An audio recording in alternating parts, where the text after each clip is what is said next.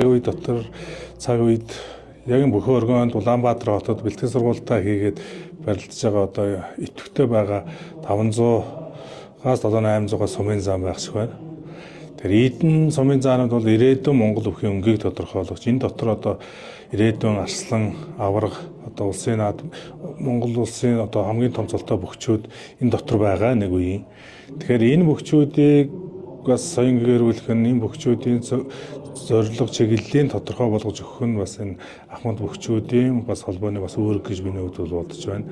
Тэгээ энэ бүхчүүд яриа дамжуулан Монголын ирээдүй одоо болсон бүхийн хөгжил ирээдүй болсон одоо үзэгч рүү иргэсэн маш олон ажлуудыг хийх ёстой, хийх шаардлагатай байгаа. Тэгэхээр бас одоо Монгол үндэсний бүхийн бүх хүн гэж ямар хүн байх ёстой юм.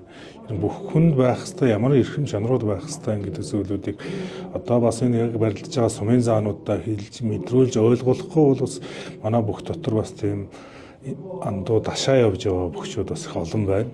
Тэгээ бүх бол ганцхан бяр хүчний зүйл биш. Тэгэхээр одоо маш олон зүйл бүрдчихэж бүх болдог. Биеийн дотоод хүч, биеийн гадаад хүч одоо тэр дотор талын байгаа бүх хүн дотор байх хэвээр тэр дотор талын зүйлүүдийг илүү таниулж мэдүүлэх нь одоо бас зүйтэй зүйл юм болов уу гэж миний хувьд боддог. Тийм болохоор өнөөдөр бас гişгэн жоохон хугацаанд бас сумын заануудтайгаа жоохон зүйл дээр ярилцлаа. Тэгээд цаашдаа бас Монгол бүхийн хөгжил хөв нэмрийг сумын заанууд руугаа болон аймгийн золтой бүхчүүдийг ирээдүйд бүх болох сонирхолтой бүхчүүд рүү зориулсан маш олон ажлуудыг бас хийж хэрэгжүүлэх нь зүйтэй байх гэж миний хувьд боддог. Би бас энэ цагийн Монгол улсын бас аврагхан. Тийм учраас миний үүрэг бол Монгол бүхчүүдийг эргүүлээд одоо сайн сайхан байлгах, сайн сайхан явуулах, одоо ирээдүйн нийгмийг бас сайн сайхан явуулах нь бас миний Монгол бүх хүний үүрэг гэж миний хувьд бол ухамсарлаж бодож байна. Тийм учраас одоо өөрийнхөө хийх ёстой ажлыг л хийж гэнэ гэж бодож байна. Тэр нь альва энэ цаг үетэйгээ хамт нийлүүлж хөгжих нь зүйтэй гэж миний хувьд боддог. Ямар нэгэн зүйл баригдаж тэгтээ үндсэн хэв шинжээ алдахгүйгээр тэр тухайн цаг үеийнхээ амиргаас уусч шинжлэгдэж хөгдөж явах нь бас чухал юм болов уу гэж миний хувьд боддог.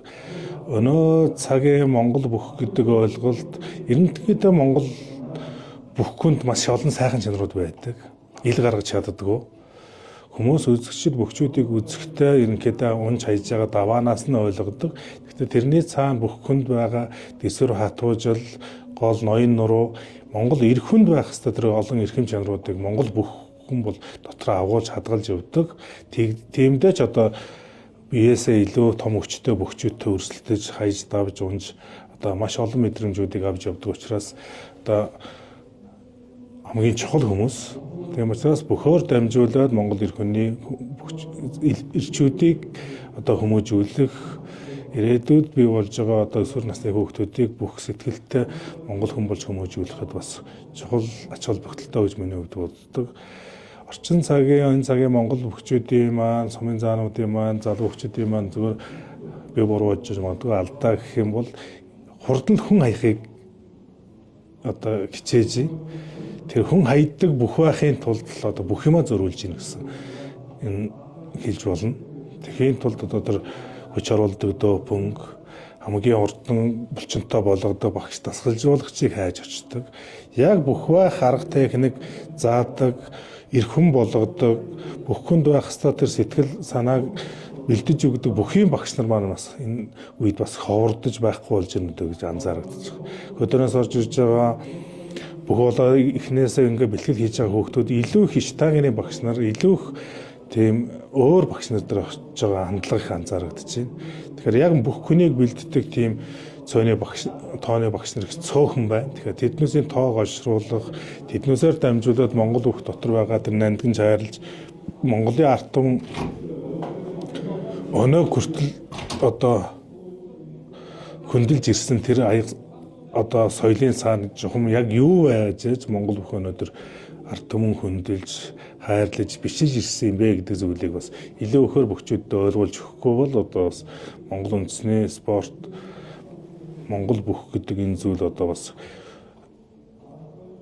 хүмүүс таньж мэдэхгүй болмаас одоо бас хөгжил багасгах гэх юм уу одоо магадгүй одоо олон жилийн дараа хүмүүс барилдахгүй байх, бүхийг үзэхгүй байх гэдэг зүйлүүд бас гарах болоо гэж миний хувьд бол боддог. Тийм болохоор одоо илүү их таниулж ойлгуулж бидний үндэснийхээ өв соёл уламжлалыг Монгол хүн, Монгол их оронч хүн, монголчууд бид бүгдийн өмч хөрөнгө болсон, өв болсон энэ зүйлүүдийг хайрлаж хамгаалах, энэ өв дотор энэ цаг хугацаанд амьдарч байгаа бөхчүүд нь энийг илүү их хомсорлж, илүү их дэлгэрүүлэхийн төлөө бид бүгд ажиллах ёстой гэж бодож байна.